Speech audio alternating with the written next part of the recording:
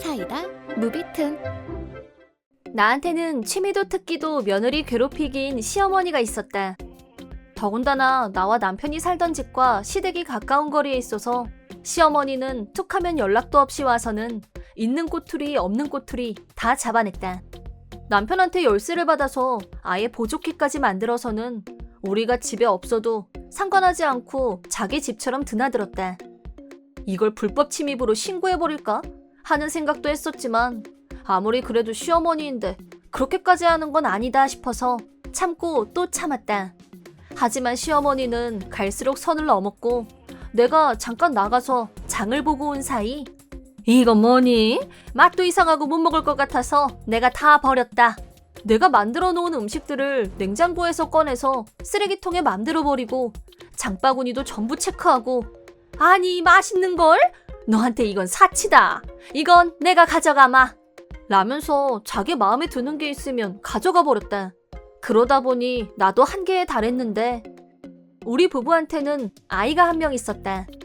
아이가 태어나기 전에 시어머니가 했던 행동들도 일일이 열거하자면 끝도 없을 정도로 최악이었다. 처음엔 내가 임신을 하자 지금까지 했던 며느리 구박이 거짓말처럼 사라졌었는데 뱃속에 아이가 딸이라는 걸 알고 난 후로는 다시 예전 모습으로 돌아왔다. 딸이라니? 아들을 낳아야지. 딸이 무슨 소용이 있어? 넌 무슨 애가 아들 하나를 못 낳니 그래? 그거야 성별을 저희가 정해서 낳는 게 아닌데 그게 왜 제 잘못이에요? 너 여자 형제만 있다면서. 그럼 네 유전자가 너무 강해서 네 자식도 딸인 거 아니니? 나는 떡하니 아들 낳았잖아. 너란 애는 뭐 하나 쓸모가 없어. 어머니가 능력이 특출해서 아들을 낳은 건 아닐 텐데요. 그건 그냥 우연일 뿐이에요. 아들이 태어날지 딸이 태어날지 그건 누가 어쩔 수 있는 게 아니니까요. 아니? 나는 몇 번을 임신했어도 아들만 낳았을 거야. 그러니까 네가 아들을 못 낳는 건 네 잘못이야. 시어머니는 자기가 어쩌다 아들을 낳은 걸 가지고 저렇게 잘난 척을 하면서 무조건 나를 깔아뭉개려고 드는 게 너무 힘들었다. 하지만 뱃속의 아이는 무탈하게 잘 자랐고 감사하게도 아무 문제 없이 건강하게 태어나줬다. 출산 직후 병실로 시어머니가 왔는데 오자마자 나한테 한 첫마디가 정말 부럽다. 너도 속으론 부럽지? 네 옆에 산모는 아들 낳아서 얼마나 좋을까? 네가 쓸모있는 데가 하나라도 있었으면 남들 다 낳는 아들 하나를 못 낳았을까? 무슨 비법이라도 있는지 얼른 귀동냥이라도 좀 해.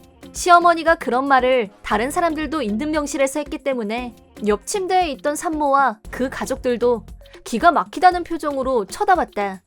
세상에 저런 막말이 어디 있어? 하는 차가운 눈초리로 같은 병실에 있던 사람들이 다 쳐다보는데 오직 시어머니만 그걸 눈치채지 못하고 있었다. 그런 상식밖에 시어머니의 태도를 남편이 그냥 두고 보고 있었던 것은 아니었다. 내가 너무 힘들어하는 걸 알고는 남편이 나서서 강력하게 시어머니에게 항의했다. 하지만 사고방식이 삐뚤어져 있는 시어머니에게는 남편이 말해도 소용이 없었다. 애초에 네가 그런 여자만 안 데리고 왔으면 아무 문제 없었을 거 아니야. 다른 여자랑 결혼했으면 아들도 쑥쑥 낳고 좀 좋아? 제발 말도 안 되는 소리 좀 그만하고 명희한테 사과하세요. 남편이 나서서 시어머니와 선을 그었고 시어머니가 나를 터치하지 않게 방어막이 돼주었다. 시어머니는 딸아이한테 아무 관심이 없었고 우리 집에 오던 발걸음도 뜸해져서 나도 덜 신경 쓰고 잘 지냈는데 얼마 후에 둘째 아이를 임신하게 됐다. 그리고 검사 결과 둘째 아이가 남자아이라는 걸 알게 됐다.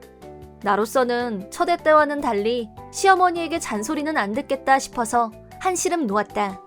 하지만 그것도 잠시 딸아이 때보다 더 심각한 상황이 벌어지고 말았다. 그건 내가 집에 있을 때 한 통의 전화가 걸려오면서부터 시작됐다. 여기는 스카토 재판소인데요. 김명희 씨 댁이 맞습니까? 네, 그런데 무슨 일이시죠? 따님의 양자 입양권으로 연락을 드렸는데요. 네? 양자 입양이요? 나도 모르게 큰 소리를 내고 말았다. 양자 입양이라니 무슨 날벼락 같은 소리인가 싶었다. 더구나 따님이라면 우리 딸을 말하는 것 같은데? 저기 죄송하지만 제가 엄마거든요? 우리 딸이 입양이라니 전 도무지 이해가 안 가는데 대체 무슨 이유로 이런 전화를 하신 거죠? 그게 할머니 되시는 분이 직접 오셔서 자기 손녀를 입양 보내고 싶다고 신청을 하셨거든요. 말도 안 돼요. 제 딸을 왜 입양을 보내요? 절대 아니에요. 할머니 말씀으로는 집안 형편이 어려워서 아이를 둘이나 키울 수 없는 게 이유라고 하셨거든요. 저희가 부유층이나 그런 건 아니에요. 그렇다고 아이를 못 키울 정도는 아니에요. 남편도 직장 잘 다니고 있고요. 저도 애들 좀 더 크면 직장 다시 다닐 거고 경제적인 문제니 뭐니 그런 거 전혀 아니에요. 어머님 진정하시고요. 저희가 사정을 잘 알아보지도 않고 전화를 드린 것 같은데 정말 죄송합니다. 어머님이 그런 의사가 없다고 하시면 저희 쪽에서 전혀 문제 삼고 그럴 건 없습니다. 그런데 왜 양자 입양 신청을 했는지 반드시 그건 확인해보는 게 좋겠다고 전화를 건 직원이 말했다. 저희도 가족이 같이 결정을 한 게 아니라면 그런 가정에 전화를 하는 건 실례고 그런 일은 서로 절대 있어서는 안 되니까요. 네, 알겠습니다. 제가 아까 너무 흥분해서 죄송해요. 그럼 직원이 내 얘기를 잘 들어줬기 때문에 나도 다시 평정심을 되찾을 수 있었다. 정신을 차리고 나니 시어머니의 몰상식한 행동에 참을 수 없는 분노와 경멸이 화라산처럼 터져올랐다. 시어머니는 딸아이가 태어났을 때 악담을 퍼부었던 것도 모자라서 아들아이가 태어나기 전에 딸아이를 치워버리려고 입양 기간까지 찾아간 것이다. 그렇게 주변에서 당신 생각이 틀렸다고 말해주는데도 자기 생각을 바꾸기는커녕 반인륜적인 짓을 벌이다니. 지금까지 꾹꾹 참고 있던 인내심의 뚝이 무너져 내렸고 다시는 회복할 수 없다는 것도 분명했다. 나는 곧바로 남편에게 전화했다. 남편은 회사에서 일하는 중이었지만 내 목소리에서 보통 일이 아니란 걸 알았는지 아님 임신 중이란 게 걸렸는지 곧장 퇴근해서 집으로 왔고 무슨 일이냐고 물었다. 나는 시어머니의 행동을 절대 용서할 수 없다고 나의 끓어오르는 분노를 남편에게 고스란히 전달했다. 어머님이 자기 마음대로 혜빈이 입양 보내려고 신청까지 했어. 이건 정말 아니지 않아?